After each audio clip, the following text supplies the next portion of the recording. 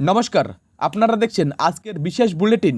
আজ আমাদের কাছে রয়েছে রাজনীতির ময়দান থেকে একগুচ্ছ বিস্ফোরক খবর, যা আগামী দিনের পটভূমি পাল্টে দিতে পারে।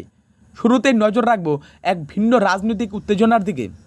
একদিকে যখন বাঙালিকে বাংলাদেশি বললে হাত মুচড়ে দেওয়ার কড়া হুঁশিয়ারি দিচ্ছেন মদন মিত্র, তখন অন্যদিকে বাংলার রাজনীতিতে নতুন বিতর্ক তুলে মহুয়া মৈত্র বলে বসলেন, মা কালী ধোকলা খান না।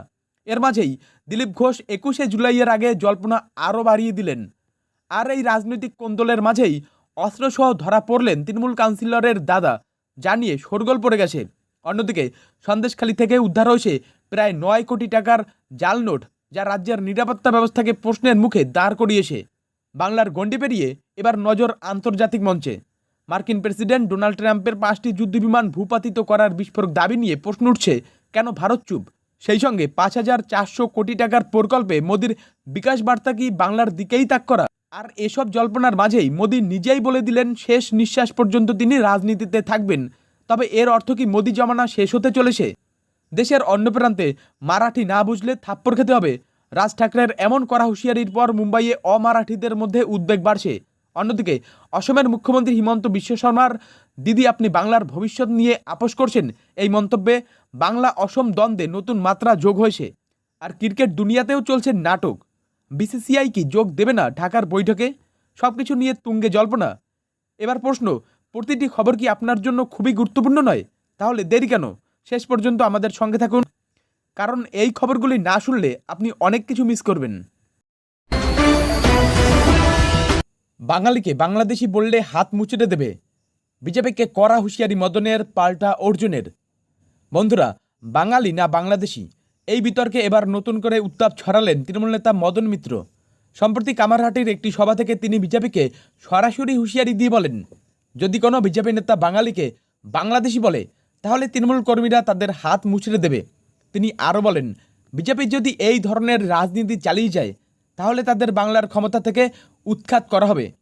তবে মদন মিত্রের এই মন্তব্যের কড়া জবাব দিয়েছেন বিজেপি নেতা অর্জুন সিং। তিনি মদনকে কটাক্ষ করে বলেন, উনি সবসময় এই ধরনের মন্তব্য করে থাকেন। অর্জুন সিং আরও বলেন, বিজেপি বাঙালি এবং অনুপ্রবেশকারীদের মধ্যে পার্থক্য বোঝে, কিন্তু তৃণমূল এই ইস্যুটিকে ভুলভাবে ব্যবহার করছে। তাহলে কি মদন মিত্রের এই হুমকি বাংলার রাজনীতিতে আরও নতুন সংঘাতের জন্ম দেবে? আপনার কি মনে হয়? কমেন্ট করে জানান। আর চলুন পরবর্তী খবরে। মা কালী ধোকলা খান না, মোদির কালী নামে বেড়া দিলেন তৃণমূলের মহুয়া মৈত্র। বন্ধুরা, ধর্ম এবং রাজনীতি নিয়ে বিতর্ক আরও তুঙ্গে। এবার বিতর্কের কেন্দ্রবিন্দুতে তৃণমূল নেতা মহুয়া মৈত্র। সম্প্রতি নরেন্দ্র মোদীর কালী ও দুর্গা নামে ভাষণ দেওয়াকে কটাক্ষ করে তিনি বলেন, মা কালী ধোকলা খান না, কোনোদিন খাবেনও না। মহুয়ার এই মন্তব্যের পর রাজনৈতিক মহলে নতুন করে শোরগোল শুরু হয়েছে। মোদী সম্প্রতি বাংলায় এসে তার চিরাচরিত জয় শ্রীরাম স্লোগান ছেড়ে জয় মা কালী, জয় মা দুর্গা বলে ভাষণ শুরু করেছিলেন। রাজনৈতিক মহলের মতে মোদীর এই পদক্ষেপ ছিল বঙ্গীয় সংস্কৃতিকে সম্মান জানিয়ে মানুষের মন জয় করা। তবে মহুয়া মৈত্র এই মন্তব্য করে মোদীর সেই প্রচেষ্টাকেই আক্রমণ করেছেন। তিনি বলেছেন, মোদীর এই স্লোগান বাংলার সংস্কৃতির প্রতি তার অগাধ ভালোবাসা নয়, বরং রাজনৈতিক চমক। মহুয়ার এই মন্তব্যের পর বিজেপিও কড়া প্রতিক্রিয়া জানিয়েছেন। তাদের অভিযোগ, মহুয়া বাংলার সংস্কৃতিকে নিয়ে তামাশা করছেন। এই বিতর্ক কি বাংলার রাজনৈতিক সংঘাত তৈরি করবে? আপনার কি মনে হয়? কমেন্ট করে জানান। চলুন পরবর্তী খবরে। 26-এর ভোটে কংগ্রেসের সঙ্গে আসন সমঝোতা, এক্সক্লুসিভ সাক্ষাতে কি বললেন সেলিম?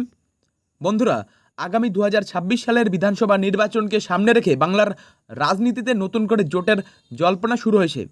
আর এই জল্পনা উস্কে দিলেন সিপিএমের রাজ্য সম্পাদক মোহাম্মদ সেলিম। দ্য ওয়ালকে দেওয়া একটি এক্সক্লুসিভ সাক্ষাৎকারে তিনি বলেন, তৃণমূল এবং বিজেপি এই দুই দলের বিরুদ্ধে লড়াই করতে গেলে বাম এবং কংগ্রেসকে একসঙ্গে লড়তে হবে। সেলিম জানিয়েছেন, এখনও পর্যন্ত আসন সমঝোতা নিয়ে কোনো আলোচনা শুরু হয়নি। তবে তার মতে এই জোটের জন্য দুটি দলকেই আগে নিজেদের সংগঠনকে আরও মজবুত করতে হবে। তাদের বিশ্বাস, যদি সংগঠন শক্তিশালী হয়, তাহলে আসন সমঝোতা করা সহজ হবে। তবে এটি প্রথম নয়, এর আগেও বাম এবং কংগ্রেস বিধানসভা ও লোকসভা নির্বাচনে জোট করে লড়েছিল, কিন্তু আশানুরূপ ফল পায়নি। তাহলে কি এবার তাদের এই নতুন কৌশল সফল হবে? আপনার কি মনে হয়? কমেন্ট করে জানান। আর চলুন পরবর্তী খবরে। 21শে জুলাই কি হবে? জল্পনা জিইয়ে রাখলেন দিলীপ, নাড্ডার বৈঠকের পরেও কিসে এত আত্মবিশ্বাসী তিনি? বন্ধুরা, 21শে জুলাইকে ঘিরে রাজনৈতিক মহলে উত্তেজনা বাড়ছে। তৃণমূল কংগ্রেস যখন তাদের শহীদ দিবসের প্রস্তুতিতে ব্যস্ত, ঠিক তখনই বিজেপি নেতা দিলীপ ঘোষের এক রহস্যজনক মন্তব্য সেই উত্তেজনা আরও বাড়িয়ে দিয়েছে। বিজেপির সর্বভারতীয় সভাপতি জেপি নাড্ডার সঙ্গে বৈঠকের পরেও তিনি বলেন, 21শে জুলাই কী হবে দেখা যাক। রাজনৈতিক বিশ্লেষকরা মনে করছেন, দিলীপ ঘোষের এই মন্তব্য থেকেই বোঝা যাচ্ছে 21শে জুলাই তৃণমূলের সমাবেশকে কেন্দ্র করে বিজেপিরও কোনো পাল্টা কর্মসূচি থাকতে পারে।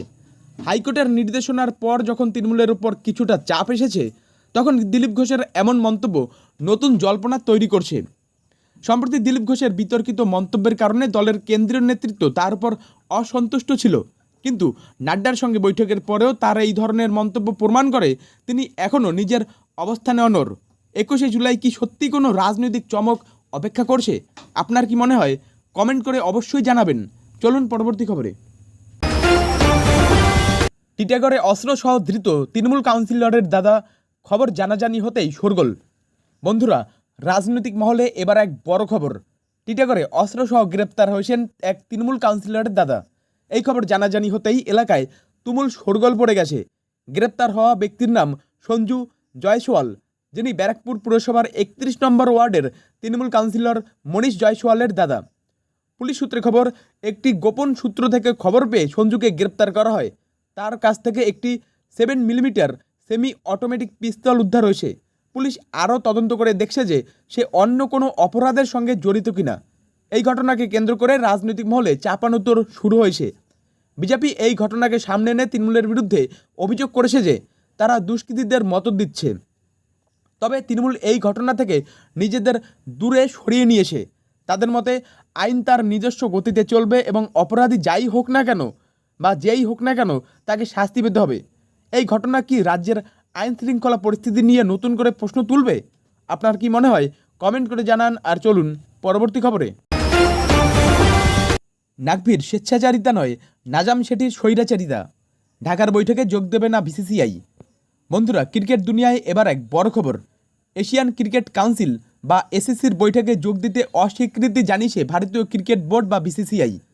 এই সিদ্ধান্তের পেছনে রয়েছে পাকিস্তানের ক্রিকেট প্রশাসনের ওপর তাদের দীর্ঘদিনের অসন্তোষ। আসলে বিসিসিআই এসিসির প্রাক্তন সভাপতি নাজাম শেঠির কার্যকলাপে অত্যন্ত ক্ষুব্ধ। এশিয়া কাপের আয়োজন এবং সময়সূচি নিয়ে দুই বোর্ডের মধ্যে দীর্ঘদিন ধরে সমস্যা চলছে। বিসিসিআই মনে করে নাজাম শেঠির স্বৈরাচারিতা মনোভাবের কারণেই এসিসিতে স্বচ্ছতার অভাব দেখা দিয়েছে। এই ক্ষোভের কারণেই বিসিসিআই তাদের প্রতিবাদ জানাতে ঢাকার বৈঠকে অংশ নিচ্ছে না। এই ঘটনা দুই দেশের ক্রিকেট বোর্ডের মধ্যকার ঠান্ডা যুদ্ধেরই প্রতিফলন। এর ফলে কি এশিয়ান ক্রিকেটের ভবিষ্যৎ নিয়ে নতুন করে প্রশ্ন উঠবে? আপনার কি মনে হয়? কমেন্ট করে জানান। আর চলুন পরবর্তী খবরে। আমরা অসমের অস্তিত্ব বাঁচাচ্ছি, দিদি আপনি বাংলার ভবিষ্যৎ নিয়ে আপোষ করছেন, হিমন্তের কড়া জবাব মমতাকে। বন্ধুরা, প্রতিবেশী দুই রাজ্যের মুখ্যমন্ত্রীর মধ্যে চাপানোতর তুঙ্গে। একদিকে মুখ্যমন্ত্রী মমতা বন্দ্যোপাধ্যায় যখন বাংলাভাষীদের হেনস্থার প্রতিবাদে সরব হয়েছেন, ঠিক তখনই অসমের মুখ্যমন্ত্রী হিমন্ত বিশ্ব শর্মা পাল্টা আক্রমণ করে বলেছেন, দিদি আপনি বাংলার ভবিষ্যৎ নিয়ে আপোষ করছেন, আমরা অসমের অস্তিত্ব বাঁচাচ্ছি। তিনি বলেন, বাংলাভাষী মানুষ এবং অবৈধ অনুপ্রবেশকারী এই দুটি সম্পূর্ণ ভিন্ন পরিচয়। অসম সরকার অবৈধ অনুপ্রবেশকারীদের বিরুদ্ধে ব্যবস্থা নিচ্ছে, যা অসমের অস্তিত্ব রক্ষার জন্য জরুরি। তার মতে যারা দেশের বাইরে থেকে অবৈধভাবে ভারতে ঢুকেছে তাদের কোনোভাবেই সহ্য করা হবে না। হিমন্তের এই মন্তব্য প্রমাণ করে দুই রাজ্যের মুখ্যমন্ত্রীর মধ্যে অভিবাসন এবং আঞ্চলিক পরিচয়ের ইস্যুতে রাজনৈতিক সংঘাত আরও বেড়েছে।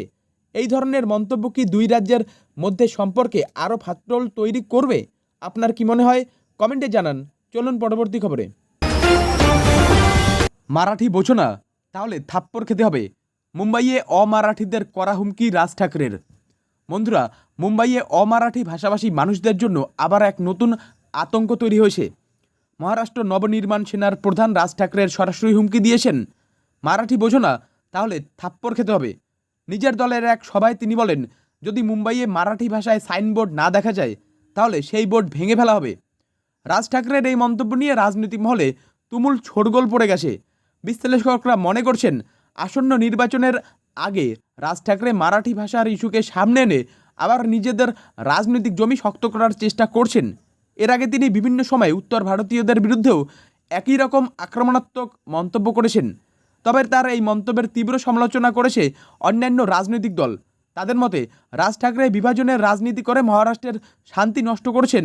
এই ধরনের মন্তব্য কি সত্যি নির্বাচনের আগে মহারাষ্ট্রের পরিস্থিতিকে উত্তপ্ত করে তুলবে? আপনার কি মনে হয়? কমেন্ট করে জানান।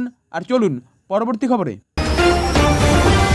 সন্দেশখালী থেকে উদ্ধার 9 কোটি টাকার জাল নোট, নেপালি মুদ্রাও, গ্রেপ্তার 2। বন্ধুরা, সন্দেশখালী এবার এক ভয়ঙ্কর অপরাধের কেন্দ্র হিসেবে সামনে এলো। এই এলাকা থেকে প্রায় 9 কোটি টাকার জাল ভারতীয় মুদ্রা এবং 50 লক্ষ টাকারও বেশি নেপালি মুদ্রা উদ্ধার হয়েছে। এই ঘটনায় পশ্চিমবঙ্গ পুলিশের স্পেশাল টাস্ক ফোর্স বা এসটিএফ 2 জনকে গ্রেপ্তার করেছে। ধৃতদের নাম বাপি মণ্ডল এবং হারেন মণ্ডল। পুলিশ সূত্রে খবর, এই জাল নোটগুলোর বেশিরভাগই ছিল 500 এবং 2000 টাকার। এই ঘটনা রাজ্যের নিরাপত্তা ব্যবস্থাকে নিয়ে নতুন করে প্রশ্ন তৈরি করেছে।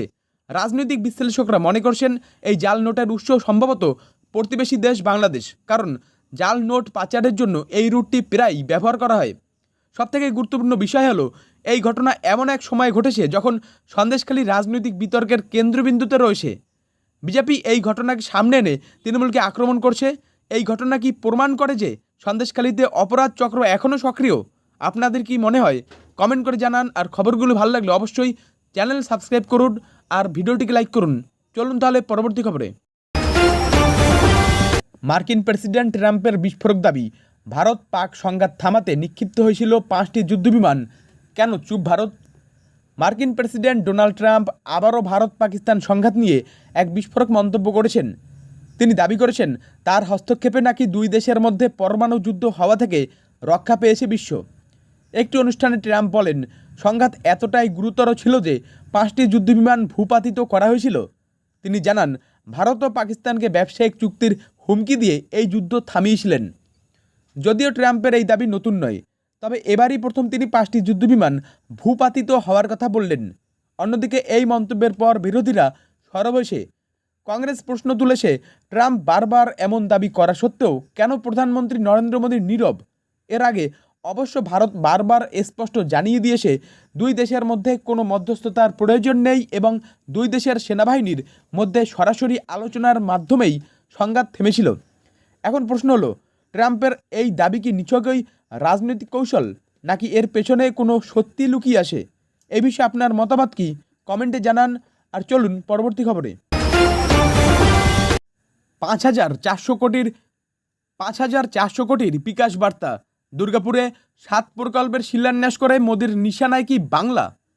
পশ্চিমবঙ্গের শিল্প শহর দুর্গাপুরে প্রায় 5,400 কোটি টাকার 7টি প্রকল্পের উদ্বোধন ও শিলান্যাস করলেন প্রধানমন্ত্রী নরেন্দ্র মোদী।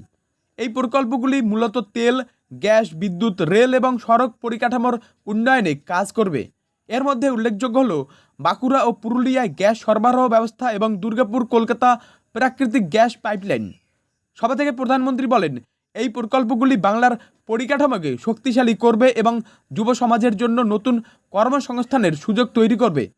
তবে রাজনৈতিক মহলের মতে তৃণমূলের 21শে জুলাই কর্মসূচির ঠিক আগে মোদির এই সফর বেশ তাৎপর্যপূর্ণ। অনেকে বলছেন 2026 সালের বিধানসভা নির্বাচনের আগে এই প্রকল্পের মাধ্যমে মোদি বাংলার জনগণের কাছে উন্নয়নের বার্তা পৌঁছে দিলেন।